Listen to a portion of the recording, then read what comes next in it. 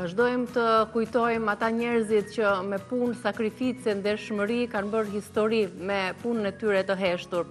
Në këtë ditë historike do të ndalemi tani për të sjellë në vëmendje një grua që ka bërë histori, siç e thash, me heshtjen dhe me guximin e saj.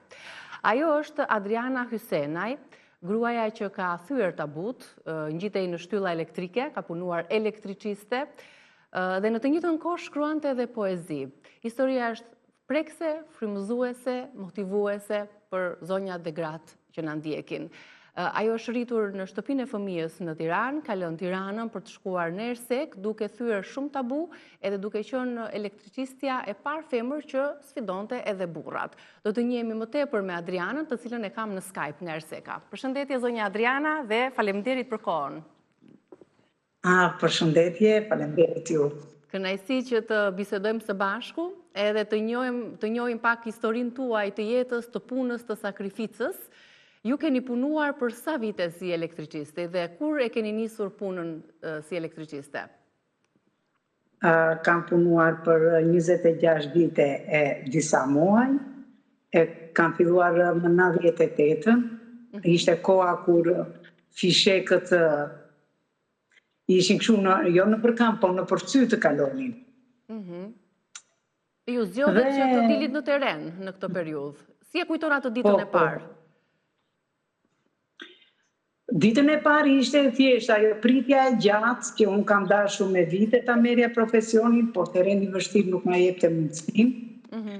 Dhe dita e parë ka qenë që pas 18 vitesh të dal nga shkolla dhe nuk është se mora me frikë, ishte dëshira ime për ta zbotëruar këtë profesion. Dhe çdo gjë si vjen ndërmend nga shkolla në situatat krejt ekstrem. Dhe fotot dhe gjithë jeta juaj ka kaluar në për shtylla, në për shkallë, për të sjellë dritën banorëve të Ersekës, tek po shohim edhe regjia na shoqëron me këto pamje të tuat, ndër vite. Si e pritën banorët e Ersekës? Ju ishit gruaja e parë apo jo, në mos gaboj, elektriciste në Ersek? Si u pritët në një profesion i konsideruar si i burrave realisht? Po fillimisht si grua ku kam filluar në një zonë që është paksa më larg nga qyteti i Ersekës. Dhe si e tillë, atje kishin dominuar gjithmonë një brigadë burrash. Dhe duke qenë gjithmonë brigada e burrave që i linin defektet me kohë të gjata, zhgënjimi ishte të këta banorë dhe nuk mendonin se unë si grua do të bëja diçka. Madje edhe kur e kërkoja punën, thoshin është e pamundur, sepse ne kemi burra dhe nuk e përballojnë, e jo ti që është tereni vështirë. Dhe ndërkohë unë thosha që unë dua punën. Për sa i përket përgjegjësisë, ajo le të qëndrojë tek unë. Dhe fillimisht kur kam bërë defektin e parë dhe shumë ishin nga ata burrat që isha në një fshat, dhe thanë, si ka mundësi ti grua? Dhe unë i thash, si ka mundësi që gratë tuaja bëjnë çdo zgjidhje në shtëpi, kështu që është vështirë për ta parë gruan që është e pamundur.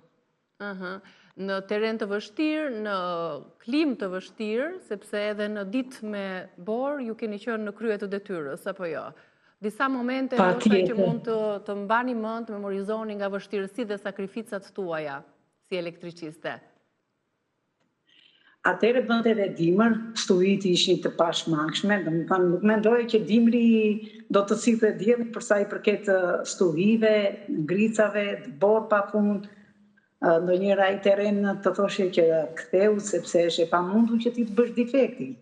Por fjala ime e parë ishte që defekti ishte krijuar prej natyrës egër, kështu që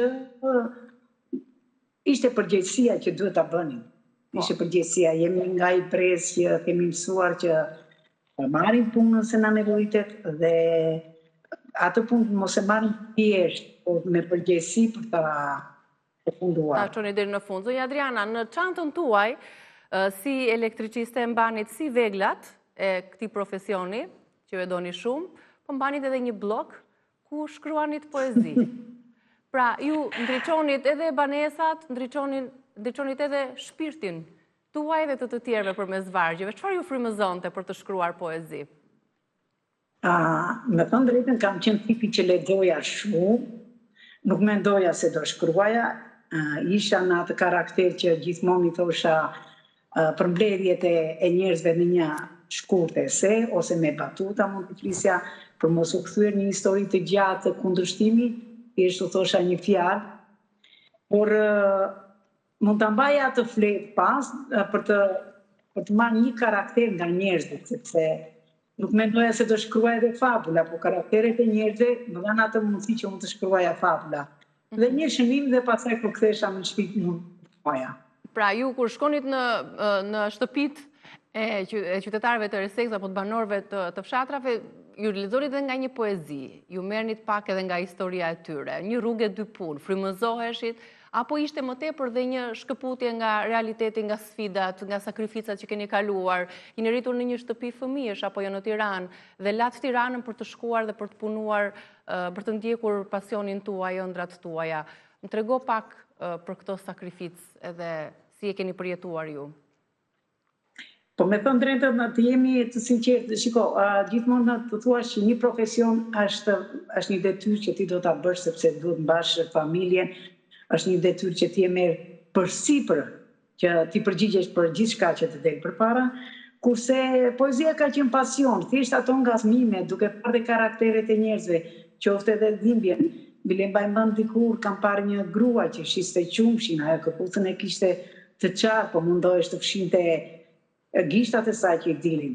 Dhe ndërkohë mua më shkujtuar ai luli vocë, ngacmime të tilla që ti nuk mund t'i lije pa vepruar. Dhe si karakter jam një çik që gjithmonë shoh shumë detajet dhe jam tipi i punës, nuk e lë kohën të më ikë kot. Me poezia ishte ajo që mua më ngacmoi dhe të më tha që ti do punosh këtu. Kurse detyra ishte që unë duhet ta bëja. Tani jeni në pension? Po, apo vazhdoni punën? Prej 2 vitesh jeni në pension. Si po e kaloni këtë periudhë si pensioniste? Vazhdoni dhe të shkruani ndërkohë, apo jo? Jo, nuk vazhdoj të shkruaj, sepse koha është e tillë të jemi realistë, njerëzit nuk janë shumë të interesuar për të lexuar se sa për të qenë objekti i telefonit. Dhe si të tillë është puna që të gatuhet. Të ka stopuar fakti që nuk lexohet, të ka stopuar dhe nuk je më e frymëzuar për të shkruar? Është një faktor që të ndikuar? Nuk më ka stopuar, unë besoj në Zotin dhe e dua që kohën ta kaloj, se sa po kalon mosha, çdo kohë është për mua e humbur. Kur të vihet koha, ato libra nuk do të jenë më. Ne do të jemi ekzistent përpara Zotit dhe unë dua që të kaloj kohën më shumë në praninë e Zotit. Jo thjesht të shkruaj për është një soi që nëna gatuan një gjell dhe fëmijët nuk mund të hanë dhe kështu që ajo kalon kocine se pas nesër. Keni dalë në pension prej 2 vitesh.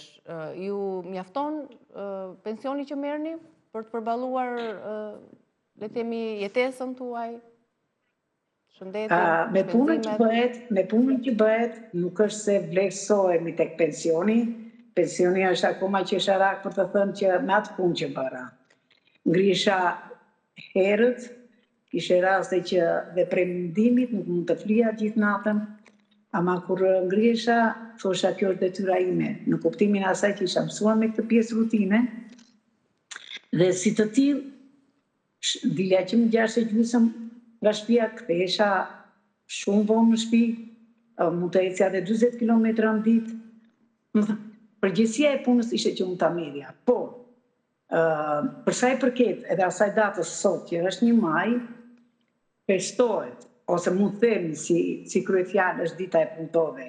Punëtori sot le të nderohet e të respektohet, mos thuhet thjesht detyra dhe asnjë lloj të drejte. Kjo është mesazhi i 1 majit. Sepse janë bërë protesta, dhe sot janë kthyer në protesta. Nuk është ky qëllimi. Qëllimi është, janë ngritur sindikata pafund, dëgjoj zëri askund. Dhe si të tillë, dhe unë me këtë pension sot qesharak duket sikur vërtet jam hedhur tej. E hedhur tej në punë me sakrificë, pa asnjë lloj shpërblimi, edhe kur jam aksidentuar në punë, por domethënë thjesht sikur ti jesh një objekt, të mora për qëllimin tim dhe ti mund të shkosh tani. Kështu është pjesë e kësaj punëtorit. Të falenderoj shumë që ndave historinë tënde me ne, të uroj shëndet dhe gjithë të mirat. Përshëndetje edhe për zonjat dhe zotrinjtë e Ersekës që na ndoqën në këtë bisedë. Të falenderoj dhe njerë të uroj ditë të mbar, falenderoj të gjithë shikuesit që kanë qëndruar me ne për gjatë 2 orëve të transmetimit të Reze Dielli. Shihemi nesër me të tjera histori, receta dhe një arsye më e madhe për të qëndruar së bashku.